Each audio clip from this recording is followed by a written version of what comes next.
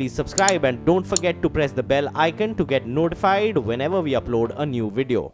IRCTC घोटाला case में दिल्ली की पटियाला हाउस कोर्ट में आज पूर्व रेल मंत्री लालू यादव, बिहार की पूर्व मुख्यमंत्री राबड़ी देवी, बिहार के पूर्व उप मुख्यमंत्री तेजस्वी यादव समेत 14 आरोपियों को पेश होना है।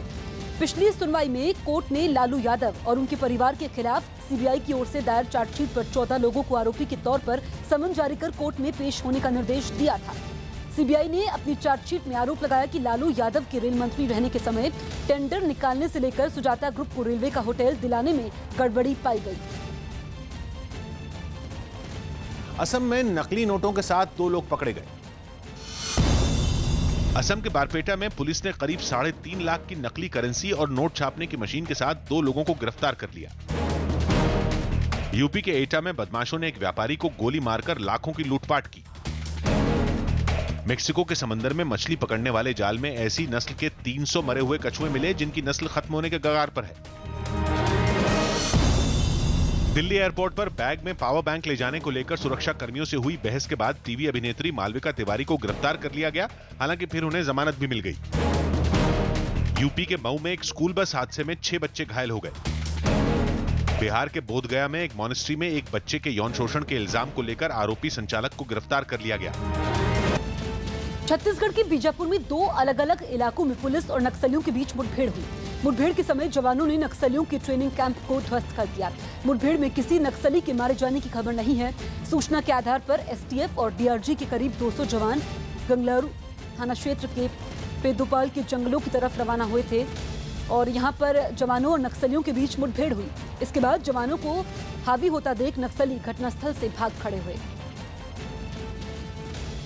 हरियाणा के यमुनानगर में एक महिला अपने ससुराल पहुंचकर तोड़फोड़ करने लगी। अंजू नाम की इस महिला ने ससुराल वालों पर अपने बच्चों से नहीं मिलने देने का आरोप लगाया और इस बात से खफा होकर उसने अपने ससुराल में जमकर हंगामा किया।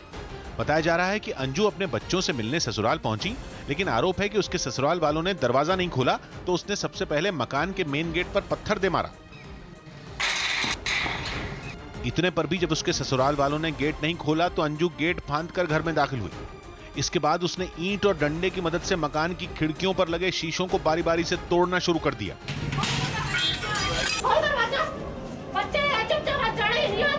हालांकि अंजू का हंगामा देख आस पड़ोस के लोगों ने उसे समझाने की कोशिश की, लेकिन वो नहीं मानी। तोड़फोड़ के दौरान बीच बीच में घर के अंदर मौजूद लोगों से अंजू की बहस भी हुई, लेकिन उसके ससुराल वाले उसकी एक भी बात सुनने को तैयार नहीं हुए, जिसकी वजह से अंजू मकान के बाहर कई घंटे तक हंगामा करती रही। अंजू के हंगामे की खबर मिलने के बाद पुलिस मौके पर पहुंची और उसने भी अंजू को समझाने की कोशिश की, लेकिन बच्चों से मिलने की जिद पर अड़ी अंजू पुलिस वालों से उलझ गई।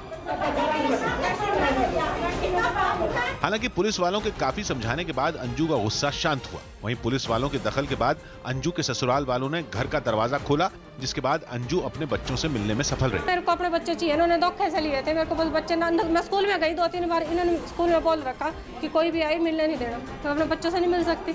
अंजू के ससुराल वालों ने उसके आरोपों को बेबुनियाद बताते हुए उल्टा अंजू पर गंभीर आरोप लगा दिए। ये ऐसे काम करे, गोलियां खाई, अलौटियां नहीं छोड़ दी, नहीं अलौटियां नहीं छोड़ दी, गोलियां या नहीं छोड़ दी, दारू या पी दे, फिर बता क्या करेंगे, सारा दिन ये नशे में रहा। और लड़के के साथ लड़के तो मरना पड़े बच्चे को। पुलिस का दावा है कि अंजू का उसके पति से विवाद चल रहा है और ये मामला कोर्ट में है। मुंबई के गोरेगांव मलाड स्टेशन के बीच मिली एक अधेड़ आदमी की लाश के रहस्य को सुलझाने में रेलवे पुलिस को कामयाबी मिली है। इस मामले में रेलवे पुलिस ने एक आरोपी को गिरफ्तार किया है जो उसके साथ काम करता था। पुलिस के मुताबिक अधेड़ आदमी की हत्या पैसे के लेन देन की वजह से हुई थी। हत्या की इस गुत्थी को सुलझाने में सीसीटीवी ने पुलिस की काफी मदद की, जहां हत्या से पहले सीसीटीवी में 2 आदमी एक गली से बाहर निकलते हुए दिखाई दे रहे हैं। हत्या का आरोपी आदमी सीसीटीवी में आगे आगे चलता दिखाई दे रहा है। दरअसल सीसीटीवी में दिख रहे दूसरे आदमी की लाश 25 अगस्त को रेलवे पटरी के पास मिली थी।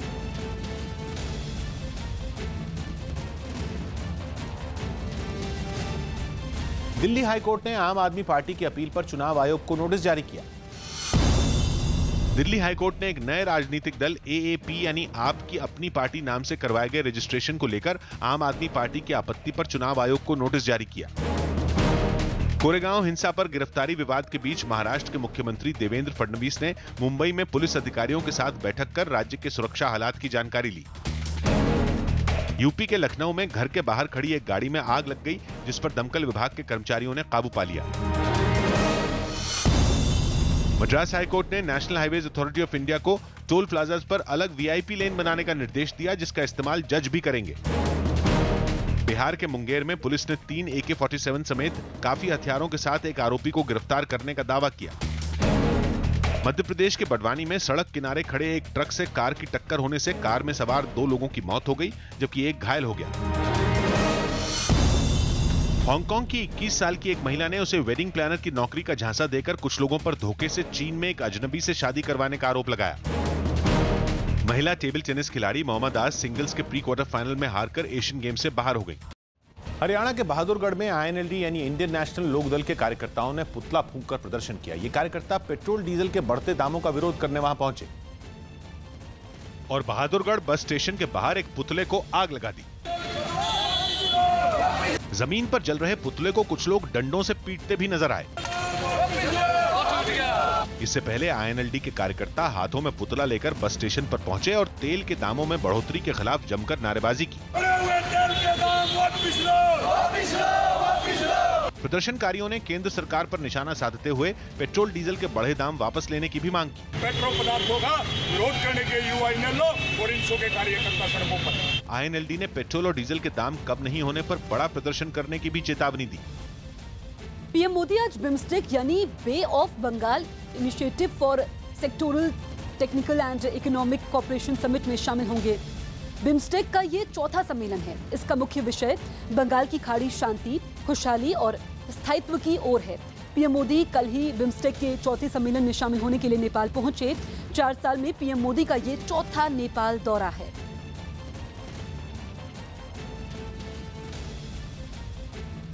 दिल्ली में यूथ कांग्रेस के कार्यकर्ताओं ने राफेल डील के विरोध में प्रधानमंत्री आवास की ओर बढ़ने की कोशिश की। केंद्र को राफेल डील के मुद्दे पर घेरने का कोई भी मौका कांग्रेस नहीं छोड़ रही। इसी के तहत दिल्ली में बड़ी संख्या में यूथ कांग्रेस के कार्यकर्ता कांग्रेस मुख्यालय 24 अकबर रोड के बाहर एकजुट हुए और प्रधानमंत्री आवास की ओर बढ़ने की कोशिश करने लगे। हालांकि पुलिस ने प्रदर्शन में शामिल यूथ कांग्रेस के कार्यकर्ताओं को अकबर रोड पर ही रोक दिया। प्रधानमंत्री आवास की तरफ बढ़ने की कोशिश पुलिस ने अकबर रोड पर इन तमाम कार्यकर्ताओं को रोक दिया है। वहीं कांग्रेस नेता मनीष तिवारी ने सरकार पर जेपीसी जांच से भागने का आरोप लगाया। अगर आपका दामन साफ है, उसके ऊपर कोई काला धब्बा नहीं लगा हुआ, तो आप जांच से क्यों घबरा रहे हैं? सूत्रों के मुताबिक दिल्ली में राहुल गांधी की अध्यक्षता में हुई कांग्रेस कोर ग्रुप की पहली बैठक में भी राफेल डील का विरोध तेज करने पर चर्चा की गई। हालांकि कांग्रेस के विरोध का सरकार पर कोई असर पड़ता नहीं दिखा, बल्कि उसने राफेल डील की जांच के लिए कांग्रेस अध्यक्ष राहुल गांधी को सुप्रीम कोर्ट जाने की नसीहत दे डाली। और बीजेपी के IT सेल के प्रभारी अमित मालवीय ने राहुल गांधी के ट्वीट पर पलटवार करते हुए ट्वीट किया कि मेरे पास आपके लिए दूसरा सुझाव है, सुप्रीम कोर्ट जाइए, जिस तरह हमने 2G और कोयला घोटाले के मामले में किया। उत्तर प्रदेश सरकार में मंत्री श्रीकांत शर्मा ने भी कांग्रेस पर देश को बदनाम करने की कोशिश करने का आरोप लगा दिया। बिहार के भागलपुर में गंगा नदी से लगातार जमीन का कटाव जारी है। गंगा से हो रहे कटाव से उपजाऊ खेती की जमीन के साथ हनुमान मंदिर भी नदी में समा गया है। उफनती गंगा नदी ने धीरे धीरे हनुमान मंदिर को अपने आगोश में लिया है। वहीं लगातार कटाव से गाँव के लोग डरे हुए हैं। अब तक सैकड़ों एकड़ जमीन कटाव की वजह से नदी में समा चुकी है।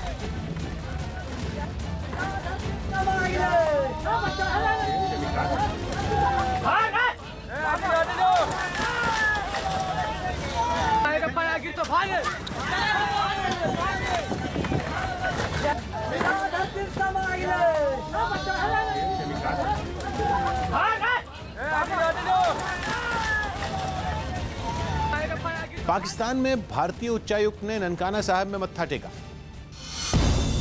पाकिस्तान में भारतीय उच्चायुक्त अजय बिसारिया ने ननकाना साहब में दर्शन किए। मत्था टेकने का मौका मिला तो ये एक बहुत सम्मान भी है और खुशी का भी मौका है हमारे लिए। गुजरात के गांधीनगर में एक स्कूल में छात्रों से राखी उतरवाने के आरोप लगाते हुए ABVP के कार्यकर्ताओं ने प्रदर्शन किया।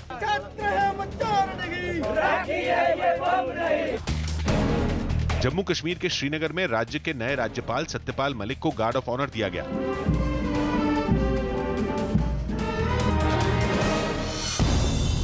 एक विज्ञापन की शूटिंग के लिए शिमला पहुंचे महेंद्र सिंह धोनी को देखने के लिए बड़ी संख्या में प्रशंसक जुट गए।